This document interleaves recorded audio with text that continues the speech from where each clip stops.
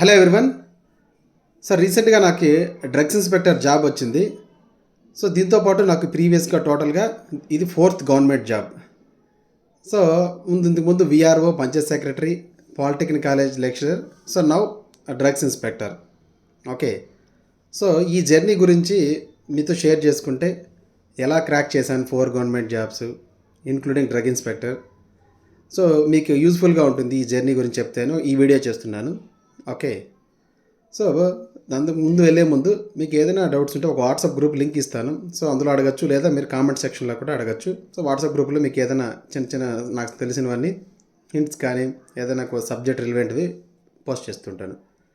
So ఇలా 4 government జాబ్స్ని సాధించడానికి so ఇక్కడేమి మనకి మాయ మంత్రం ఏమీ లేదు. సో ఓన్లీ నేను నమ్మింది ఏంటంటే హార్డ్ వర్క్ ఉండాలి, స్మార్ట్ వర్క్ ఉండాలి, కన్సిస్టెన్సీ అండ్ కసి equal to success. So I'm repeating again, hard work, smart work, consistency, కసి. సో జాబ్ సాధించాలి అనే ఒక కసి ఉంటే మనకు సక్సెస్ ఆటోమేటిక్గా వస్తుంది. ఓకే, సో ఇదేదో ఒక రోజులోనో 2 రోజుల్లోనో వచ్చేది కాదు. So years together some consistency ఉంటే గ్యారంటీగా మనం అనుకున్నది సాధిస్తాం ఎప్పటికైనా. ఓకే, సో ఇక్కడ మామూలుగా నేను ఫాలో అయింది ఏంటంటే ఇన్ జనరల్గా సో నోటిఫికేషన్స్ లేనప్పుడు అట్లీస్ట్ పర్ డేకి ఒక 2 to 3 అవర్స్ ప్రిపేర్ అయ్యేవాడిని. నెక్స్ట్ నోటిఫికేషన్ పడిన తర్వాత ఒక అట్లీస్ట్ 7 years పర్ డేకి ప్రిపేర్ అవ్వాలి మనం ఒక సబ్జెక్ట్ని. ఓకే, సిలబస్లో. నెక్స్ట్ సారీ, సో నోటిఫికేషన్కి ఒక 1.5 month, ఒక 2 months ముందు ఉంది అన్నప్పుడు, లేదా ఒక 1 month ముందు ఉన్నప్పుడు మనం కంపల్సరీగా 10 to 13 hours ప్రిపేర్ అవ్వాలి. ఓకే, సో ఇది జాబ్ చేసే వాళ్ళకి, చేయని వాళ్ళకి, సో ఇద్దరికి కూడా హెల్ప్ అవుతుంది ఈ ప్లాన్. ఓకే, బట్ జాబ్ చేసే వాళ్ళు ఎవరైనా ఉంటే మాత్రం లాస్ట్ 2 months మాత్రం వీళ్ళంతవరకు లీవ్ పెట్టుకుంటే మంచిది. ముందు చెప్పాను ఈ విషయాన్ని సేమ్. ఓకే, సో ఇక్కడ మన ప్రిపరేషన్లో మనం చేయాల్సింది ఏంటి, నేను చేసింది ఏంటి. సో నేను జనరల్గా ఓన్ నోట్స్ ప్రిపేర్ చేసుకునేవాడిని చాలాసార్లు. సో ఓన్ నోట్స్ ప్రిపేర్ చేసుకోవడం నెంబర్ 1. నెక్స్ట్ బుక్స్ కూడా కుప్పలు తెచ్చి అన్ని కనిపెడిన బుక్కల్లా చదివేయకూడదు. ఓకే, సో మనం ప్రతి సబ్జెక్ట్కి ఒక స్టాండర్డ్ బుక్ని మాత్రమే ఫాలో అవ్వాలి. ఓకే, సో మీ ఇష్టం, ఒక స్టాండర్డ్ బుక్ని మీరు ఫాలో అవ్వండి. ఆ స్టాండర్డ్ బుక్నే మీరు ఎక్కువసార్లు రిపిటేషన్ చేయాలి. సో నేను ఫాలో అయ్యే ఫార్ములా ఏంటంటే, సపోజ్ మనం 5 booksని ఒక్కొక్కసారి చదివే కంటే ఒక బుక్ని 5 times చదివితే చాలా ఇంపాక్ట్ ఉంటుంది. అది మనకు మైండ్లో ఫిక్స్ అవుతుంది. ఐఎమ్ రిపీటింగ్ అగైన్, 5 booksని ఒక్కొక్కసారి ఒక్కొక్క బుక్ని చదివే కంటే ఒక్క బుక్ని మనము 5 times చదివితే చాలా ఇంపాక్ట్ ఉంటుంది. మీకు ఇది ప్రాక్టికల్ ఎక్స్పీరియన్స్ మీద మీకు కూడా తెలుస్తుంది. ఓకే, ఎందుకంటే మనం ఒకే బుక్ని 5 times 6 times చదివితే అందులో ఉన్న మ్యాటర్ అంతా మనకి మైండ్లో బాగా ఫిక్స్ అవుతుంది. కాన్సెప్ట్ కూడా క్లారిటీ వస్తుంది మనకి. సో రివిజన్ కూడా చాలా ఈజీగా అనిపిస్తుంది. ఓకే, సో ఒకవేళ మీరు ఏదైనా వేరే బుక్లో మీరు, అందుకని చెప్పండి, వీలైనంతవరకు ఓన్ నోట్స్ ప్రిపేర్ చేసుకుంటే బెటర్. ఓకే, సో ఒకవేళ మీరు న్యూ పాయింట్ని ఏదైనా ఎక్కడైనా అబ్జర్వ్ చేస్తే ఆ న్యూ పాయింట్కి సంబంధించింది జస్ట్ మీరు తీసుకొచ్చి మీ ఆల్రెడీ ప్రిపేర్ చేసుకున్న నోట్బుక్లోకి అన్నిట్లో ఒక చోటకి వచ్చేసేయాలి, మొత్తం కీ పాయింట్స్ అన్నీ కూడా మీరు ఎక్కడ చదివినా కూడా. So next important point, you have to fix your targets or goals. అంటే ఫర్ ఎగ్జాంపుల్ నేను ఒక 6 monthsలో ఈ సిలబస్ని కవర్ చేయాలి, కంప్లీట్ చేయాలి అనుకుంది. సో మీరు దేనికైనా ప్రిపేర్ అవ్వండి, like RRB pharmacist, ESI pharmacist, drug inspector, any government jobs. Okay, so prepare అవ్వాలనుకున్నప్పుడు ఆ సిలబస్ని తీసుకొని ఫస్ట్ మన సిలబస్ని అనలైజ్ చేయాలి, ఓల్డ్ క్వశ్చన్ పేపర్స్ని అనలైజ్ చేయాలి. సో చేస్తే ఓల్డ్ క్వశ్చన్ పేపర్ని అనలైజ్ చేస్తే మనకు ఒక క్లారిటీ వస్తుంది, ఏ టైప్ ఆఫ్ క్వశ్చన్స్ అడుగుతున్నారు వీళ్ళు అని క్లారిటీ వచ్చిన తర్వాత నెక్స్ట్ సిలబస్ని మనం ఒకసారి బాగా మైండ్లోకి ఫిక్స్ చేసుకోవాలి, బాగా బట్టి పట్టాలి చెప్పాలంటే సింపుల్గా. సో సిలబస్ మన మైండ్లో ఉండాలి. సో ఎంటైర్ సిలబస్ని కంప్లీట్ చేయడానికి మనము ఒక టార్గెట్ పెట్టుకోవాలి. లైక్ సపోజ్ ఒక 6 months టైం పెట్టుకోవాలి అనుకోండి, ఫర్ ఎగ్జాంపుల్. సో ఈ 6 monthsలో నేను కంప్లీట్ చేయాలి. ఈ 6 monthsలో నేను కంప్లీట్ చేయాలంటే ఫస్ట్ 1 monthలో ఏది కంప్లీట్ చేయాలి. ఫర్ ఎగ్జాంపుల్ నేను ఫస్ట్ 1 monthలో సపోజ్ 12 chaptersని కంప్లీట్ చేయాలి. 2 subjects నుంచి 12 chaptersని కంప్లీట్ చేయాలి. టైం టేబుల్ లాగా మనం ప్రిపేర్ చేసుకోవాలి, ఈ మంత్లో ఏది, ఈ మంత్లో ఏది, ఈ మంత్లో ఏది, ఈ మంత్లో ఏది.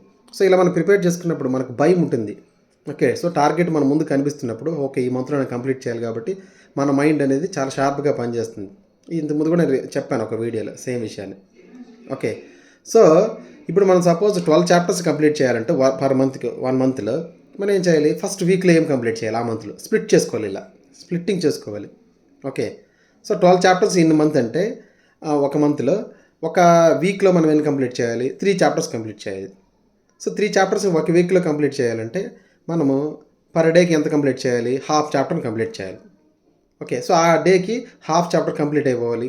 సో మనం ఫిక్స్ చేసేసుకున్నాం మైండ్లో. అదే మనము కంప్లీట్ అయ్యేదాకా వీలైనంతవరకు నిద్రపోకూడదు. ఓకే. సో ఇది గోల్స్ ఫిక్స్ చేసుకోవడం. సో నెక్స్ట్ పాయింట్ నేను అబ్జర్వ్ చేసింది ఏంటంటే నా దీంట్లో revision. So revision is very very very important. So రివిజన్కి ఒక ఫార్ములా ఉంది, 147 అనే ఫార్ములా.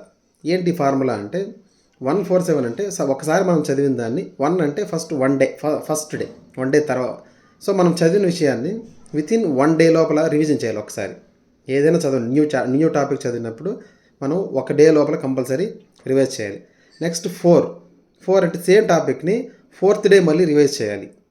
నెక్స్ట్ 7, సో ఇంకొక సేమ్ టాపిక్ని ఇంకొకసారి 7th డే రివైజ్ చేయాలి. సో 147 అంటే 1 డే లోపల ఒకసారి, 4th డే ఒకసారి, 7th డే ఒకసారి రివైజ్ చేయాలి. ఇలా రివైజ్ చేస్తేనే మనకు చదివింది బాగా గుర్తుంటుంది, లేదంటే కన్ఫ్యూజ్ అయ్యి మర్చిపోతుంటారు. ఓకే. సో దాంతోపాటు ఎంసీక్యూస్ని కూడా ప్రాక్టీస్ చేస్తూ ఉండాలి. This is very important for competitive exams. Okay. Next final ఇంకొక విషయం, లింక్ ద కాన్సెప్ట్స్. సో కాన్సెప్ట్ని మనము లింక్ చేసుకోవాలి. లైక్ మనం ఒక టాపిక్ని చదివిస్తే ఫర్ ఎగ్జాంపుల్కి సపోజ్ మనము యాంటీ డయాబెటిక్ డ్రగ్స్ చదువుతున్నాం ఫార్మాకాలజీలో అనుకుందాం.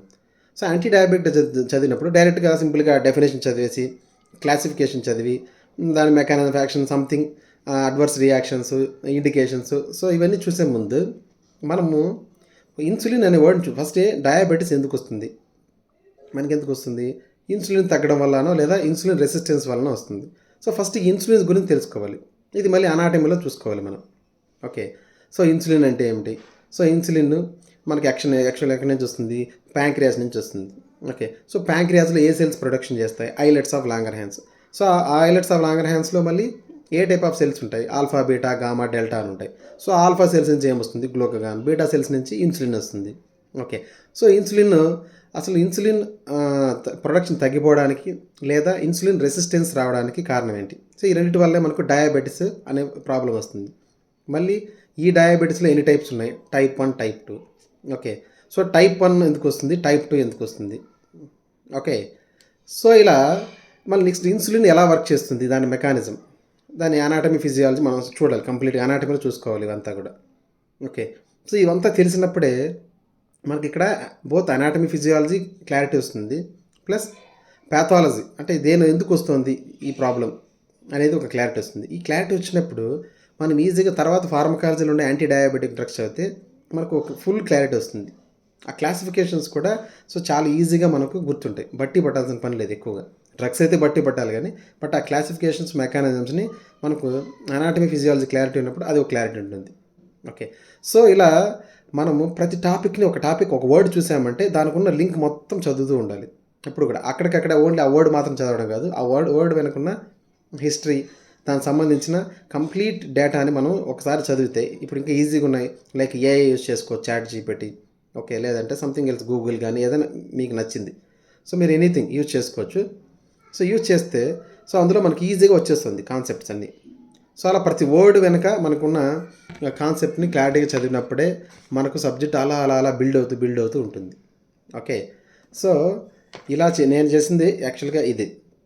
సో ఇలా కన్సిస్టెన్సీగా ప్రిపేర్ అయ్యామంటే కంపల్సరీగా మనకి జాబ్ గ్యారంటీగా వచ్చి తీరుతుంది. హార్డ్ వర్క్ నెవర్ ఫెయిల్స్, నేను నమ్మే ఫార్ములా. ఓకే. సో మధ్యలో మనకి ఎన్నో ప్రాబ్లమ్స్ రావచ్చు, లైక్ మనకు కొంచెం జాబ్ ప్రెజర్స్ ఉండొచ్చు, ప్లస్ నోటిఫికేషన్స్ రావని కొందరు డిస్కరేజ్ చేస్తుంటారు, రకరకాలుగా మాట్లాడుకుంటుంటారు. ఇవన్నీ కూడా మనం ఏం పట్టించుకోకూడదు. జస్ట్ మన పాత్రలో మనం పెట్టుకున్న గోలే మనకు గుర్తుండాలి. మధ్యలో వచ్చే ప్రాబ్లమ్స్ మనకి వచ్చినా కూడా మనం దాన్ని అవాయిడ్ చేస్తూ ఉండాలి వీలైనంతవరకు. సో ఇలా ఉంటే మనం కన్సిస్టెన్సీగా ఎప్పటికైనా సక్సెస్ అనేది గ్యారంటీగా వస్తుంది. కొంచెం టైం పడుతుంది కానీ బట్ సక్సెస్ అయితే గ్యారంటీగా వస్తుంది. ఓకే. సో మీ జర్నీలో మీకు ఏదైనా హెల్ప్ కావాలంటే ఆల్వేస్ మీరు వాట్సాప్లో కానీ లేదంటే నాకు నెంబర్కి కానీ మీరు వాట్సాప్ చేయండి, నేను టైం ఉన్నప్పుడు రెస్పాండ్ అవుతాను. లేదంటే ఈ వీడియో డిస్క్రిప్షన్లో కూడా కామెంట్ చేయండి, కామెంట్ సెక్షన్లో కామెంట్ చేయండి, నేను మీకు ఆన్సర్ చేస్తాను. Okay, so I hope this is helpful. Okay, so subscribe చేయకుండా సబ్స్క్రైబ్ చేసుకోండి. Okay, so thank you and all the best for your future.